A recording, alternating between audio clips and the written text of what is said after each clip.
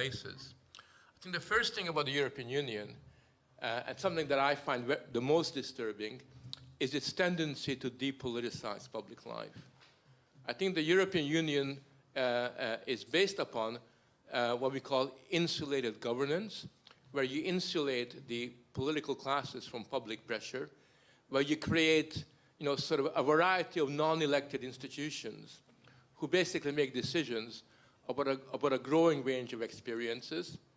In Europe, under the EU, we have more NGOs than rats at the moment. They're just everywhere. And they assume that they got the moral authority to make pronouncements on everything to do with our lives.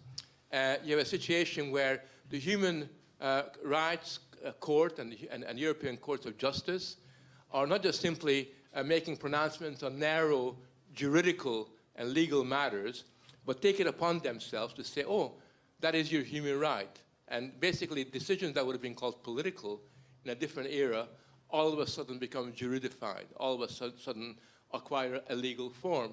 And I think as a result of that, when, for example, economic policy is taken out of the hands of people, I mean, who decides about people's rate of interest? Who decides about people's financial policies? It's not the governments, it's not you or me, it's some technocratic institution. When everything that is truly important becomes depoliticized, then obviously that is something that people feel quite strongly, because whenever they want to change their world, when a Greek or an Italian or an English person says, we need to change the world in this particular way, then we're told, oh, no, we can't do that. We can't really do that because the European Bank and the decision about the euro and various economic policies that have been decided by God have a preeminence over people making those kinds of decisions. I think people know that. People intuitively understand that when so many of the key decisions have been taken out of their hands, there is something fundamentally flawed in their lives. And most people, maybe not in this room, but most normal human beings do not trust experts and do not trust technocrats to the point at which they're willing to give up those kinds of decision-making. So the outsourcing of authority to technocratic institutions is something that people really dislike and react against. The second thing that I think is really important, particularly in East Europe, is the EU's consistent attempt to denationalize public life. I mean, one of the things that I find quite disturbing is the way that anything that smacks of national sensibilities, a sense of belonging to a nation, or patriotism, is immediately labeled as this extreme form of nationalism. You cannot feel good about being English or good about feeling Dutch without it being the first step to being a xenophobe, without being racist. That is like a complete sort of impossibility. The idea that somehow you feel special being French and you feel really good about that is seen as a cultural crime, and is promoted as seen as a cultural crime. And the consistent attempt to denationalize public life, to separate people's everyday existence from their national circumstances, is something that a lot of people don't feel very good about, because as far as they're concerned, for better or worse, a large aspect of their personality and their identity is constituted by being part of a nation.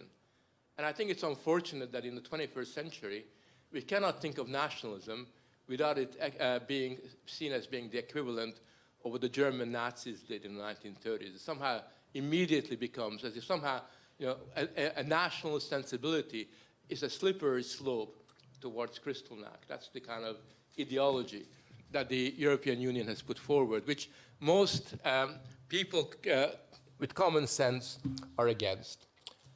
The other thing that I think is very much behind the movement that I'll call populist is their belief in sovereignty.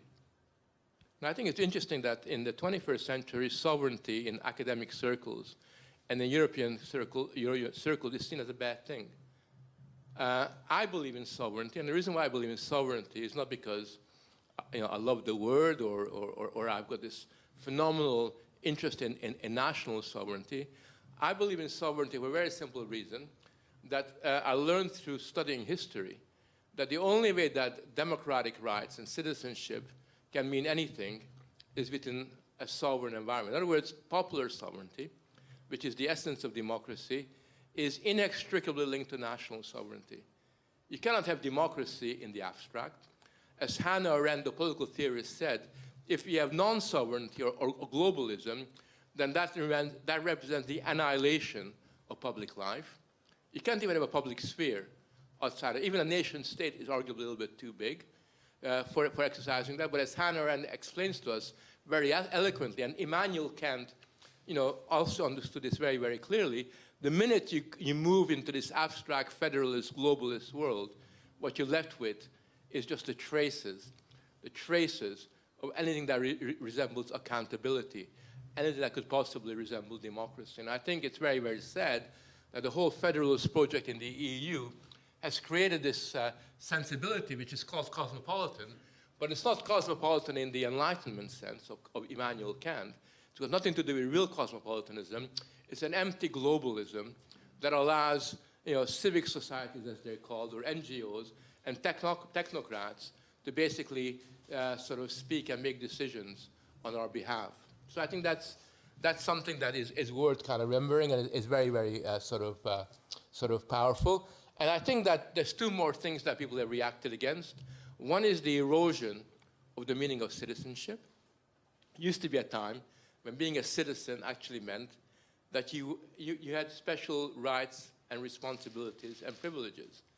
It meant that if you're a citizen of Britain or Holland, you had a special role to play that somebody coming in from Brazil or Portugal or the United States didn't. And with the way that the immigration policies have been recast, so what has happened is that not only have people come into your country, which is fine, I think that we can interact with very many different kinds of people, but the argument has been is that people coming into your country have the same human rights as citizens as you do, and gradually the responsibilities and the privileges that are associated with citizenship have been flattened out. In other words, it has no meaning in circumstances where you as a citizen of a particular country have got certain special roles and affiliations, that the fact that you've lived in that country, that your ancestors have lived in that country, gives you a certain ways of understanding the world and being, as opposed to somebody that has arrived yesterday morning. And I think that's something that also is very important, and unfortunately, that is now seen as being racist, the fact that you insist that as somebody who grew up in a particular village or a town or a city ought to be regarded differently or have a different relationship to that space than somebody who arrives out of nowhere. And the final thing, and I think this is the final element of the EU that people react against, is that the EU essentially has bought into the idea of the Thatcherite idea of Tina, there is no alternative. Whether you're in Greece or in Hungary or in Italy, the Brussels people tell you there is no alternative. This is the only way that the economy can run. There is no alternative. Of course, if you study politics, you will know that if there is no alternative, there's no politics. Right? I mean, politics is about choice. Politics is about being able to make decisions and distinctions with different kinds of alternatives. So I think that that aspect is quite important. The final thing that I think drives populism, and that's something that some of you might find very difficult to understand, especially if you live in the orbit of the EU, is that a lot of people feel patronized and held in contempt by the European Union. I think when I travel in East Europe, a lot of East European people think that the EU regards them as a bunch of stupid natives, uneducated. They haven't really come to terms with their past. They haven't really learned about democracy. They haven't got our sensitive, enlightened values. To use an American expression, these people in Poland and Hungary and Romania are not aware. They're not aware of all the incredible things that we're aware of in the Western world. And I think that the language that people use, I find that really interesting, because whenever I defend populism, I was involved in a debate recently defending populism. Immediately, you could tell that people were just dying to say, Frank, you're a bloody racist, you're a xenophobe, you're just white trash, you're a scum, right? And because how can you have such horrible ideas? And in their eyes, you become almost like this kind of ipso facto racist. But when you look at their language, when you look at the words they use to describe the people that they don't like, to me, that is actually a language of contempt. It's a language of dehumanization. The anti-populist rhetoric dehumanizes the people they doesn't like. I think that Hillary Clinton summed that up beautifully when she called people she didn't like the deplorables. I think that's a really wonderful expression. These are the deplorables. But it isn't just Hillary Clinton. We had that in England, where Brexit voters were often denounced as being a low form of life, a kind of trailer trash, white trailer trash kind of individuals.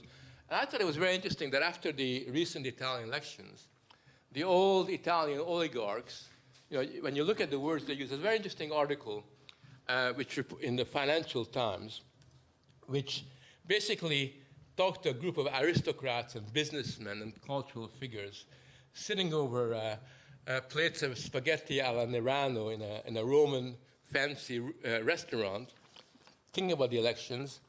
And basically, they're talking about what has happened. And they're saying, these people who won the elections, one lawyer says, they are beasts. Another one says, they're anthropologically different.